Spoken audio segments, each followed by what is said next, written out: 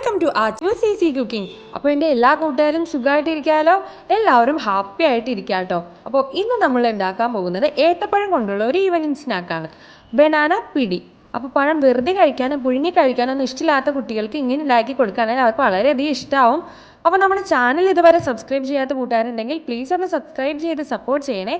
തുടർന്ന് തന്നെ bell button കൂടി ക്ലിക്ക് ചെയ്ത് ഓൾ എന്ന ഓപ്ഷനും എനേബിൾ ചെയ്യാൻ മറക്കല്ലേ കേട്ടോ. അപ്പോൾ നമുക്കിനി സ്റ്റാർട്ട് ചെയ്താലോ. അപ്പോൾ ഇതിനായി നമുക്ക് ആവശ്യമുള്ള ഇൻഗ്രീഡിയൻസ്: 2 ഏത്തപ്പഴം,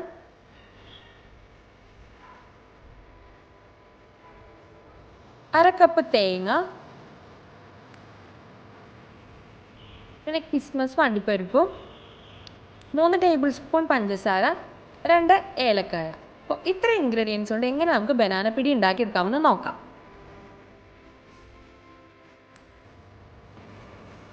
അപ്പോൾ ഇനി ആദ്യം നമുക്ക് പഴത്തിൻ്റെ തൊലിയൊക്കെ കളഞ്ഞ് ചെറിയ കഷ്ണങ്ങളായിട്ട് മുറിച്ചെടുക്കാം. ഞാനിവിടെ ചെറിയ കഷ്ണങ്ങളായിട്ട് മുറിച്ചെടുത്തിട്ടുണ്ട്. അപ്പോൾ ശ്രദ്ധിക്കേണ്ട ഒരു കാര്യം, നല്ല പഴുപ്പുള്ള പഴം എടുക്കരുത്, ഒരു മീഡിയം ആയിട്ടുള്ള പഴുപ്പുള്ള പഴം വേണം എടുക്കാനായിട്ട്. അല്ലെങ്കിൽ നല്ല പഴുപ്പാണെങ്കിൽ നമ്മളത് പിടിച്ചു വരുമ്പോഴത്തേനും കുഴഞ്ഞു പോകും, നമുക്ക് പിടിക്കാൻ കിട്ടില്ല. അപ്പോൾ ഈ ഒരു പാകത്തിനുള്ള പഴം വേണം എടുക്കാനായിട്ട്. ഇനി ഇത് നമുക്കൊന്ന് നെയ്യിലിട്ട് മൊരിയിച്ചെടുക്കാം.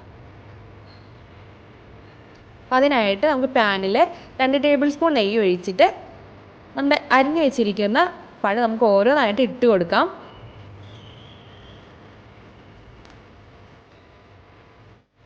എന്നിട്ട് നമുക്ക് നെയ്യിൽ നന്നായിട്ടൊന്ന് മൊരിയിച്ചെടുക്കാം. 2 സൈഡും മറിച്ചിട്ട് നമുക്ക് നന്നായിട്ട് നെയ്യിലൊന്ന് മൊരിയിച്ചെടുക്കാം.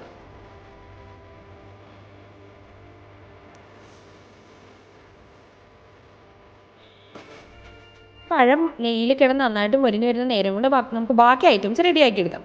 അപ്പോൾ അതിനായിട്ട് നമുക്കൊരു പാനിൽ 2 ടേബിൾ സ്പൂൺ നെയ്യ് ഒഴിച്ചിട്ട് അതിലേക്ക് കിസ്മിസ് ഇട്ട് കൊടുക്കാം. ഇനി ഇത് നന്നായിട്ടൊന്ന് വറുത്തിട്ട് എടുക്കണം. നമുക്ക് ഇളക്കി കൊടുത്തിട്ട് വറുത്തെടുക്കാം. അപ്പോൾ കിസ്മിസൊക്കെ നല്ലതായിട്ട് പൊളച്ച് വരുന്നുണ്ട്. ഇത് റെഡിയായി കഴിയുമ്പോഴത്തേനും നമുക്കിത് വാരിയെടുക്കാം.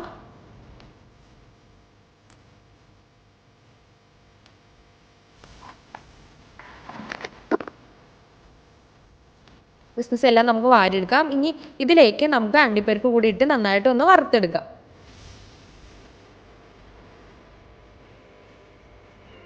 ചെറുതായിട്ടൊന്ന് ഇളക്കി കൊടുക്കാം. അപ്പോൾ നെയ്യിൽ കിടന്ന് നമ്മൾ അണ്ടിപ്പരിപ്പൊക്കെ നന്നായിട്ട് വറുത്ത് വരുന്നുണ്ട്.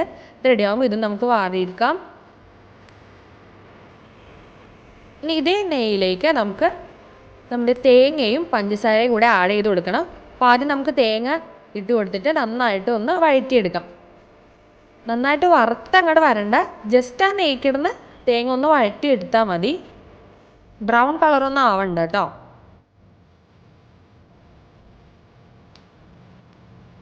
ഇനി ഇതിലേക്ക് നമ്മൾ നേരത്തെ എടുത്ത് വെച്ചിരിക്കുന്ന പഞ്ചസാര കൂടെ നമുക്ക് ആഡ് ചെയ്ത് കൊടുത്തിട്ട് നെയ്യും പഞ്ചസാരയും തേങ്ങയും എല്ലാം കൂടിയിട്ട് നമുക്കൊന്ന് വഴറ്റിയെടുക്കാം.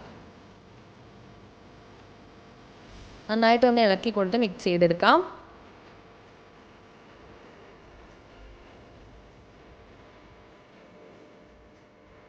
അപ്പോൾ അതെ, നമ്മുടെ തേങ്ങയും പഞ്ചസാരയും നെയ്യൊക്കെ കൂടി നന്നായിട്ട് വഴറ്റിയെടുത്തിട്ടുണ്ട്. ഇനി നമുക്കിതൊരു ബൗളിലേക്ക് മാറ്റാം.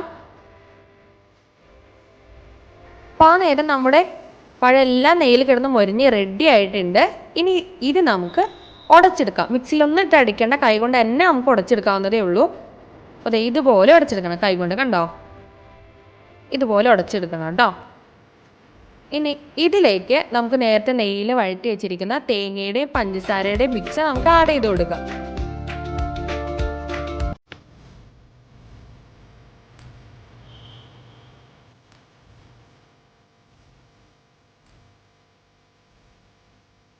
കണ്ടോ, നെയ്യിലിട്ട് മൊരിയിച്ചെടുത്ത കാരണം നല്ല മണം വരുന്നുണ്ട്. ഇനി ഇതിലേക്ക് നമ്മൾ വറുത്ത് വെച്ചിരിക്കുന്ന കിസ്മസും അണ്ടിപ്പരിപ്പും കൂടെ ആഡ് ചെയ്ത് കൊടുക്കാം. പിന്നെ ഒരു ഫ്ലേവറിന് വേണ്ടിയിട്ട് 2 ഏലക്ക ചതച്ചത് കൂടി നമുക്ക് ഇട്ട് കൊടുക്കാം.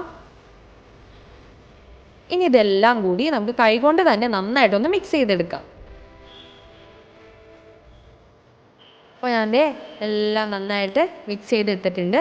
ഇനി നമുക്കിത് ഇങ്ങനെ കുഞ്ഞി പിടിയാക്കി എടുക്കണം. കണ്ടോ, ഇതുപോലെ ചെറിയ ചെറിയ പിടിയാക്കി എടുക്കണം. ഇതുപോലെ ബാക്കിയുള്ളതെല്ലാം നമുക്ക് റെഡിയാക്കി എടുക്കാം. അപ്പോൾ എല്ലാ പഴം നമ്മൾ പിടിച്ചിങ്ങനെ എടുത്തിട്ടുണ്ട്. നല്ല പഴുത്ത പഴം എടുത്തു കഴിഞ്ഞാൽ നമുക്കിങ്ങനെ പിടിക്കാൻ കിട്ടില്ല. അതാണ് ഞാൻ പറഞ്ഞത് ഒരു മീഡിയം പഴുത്ത പഴം മതിയെന്ന് കേട്ടോ. ഇനി ഇത് നമുക്ക് എണ്ണയിലിട്ട് വറുത്തെടുക്കാം. നമ്മുടെ എണ്ണ ചൂടായിട്ടുണ്ട്. നമുക്ക് ഓരോന്നായിട്ട് ഇട്ട് കൊടുക്കാം. എന്താ കാണാൻ തന്നെ നല്ല രസമില്ല, യെല്ലോ കളറൊക്കെ ഇട്ട്. ഇനി അപ്പുറത്തിപ്പുറത്ത് മറിച്ചിട്ട് നമുക്ക് നന്നായിട്ടൊന്ന് വറുത്തെടുക്കാം. അപ്പോൾ ദേ നമ്മുടെ ബനാന പിടി റെഡി ആയി കഴിഞ്ഞു.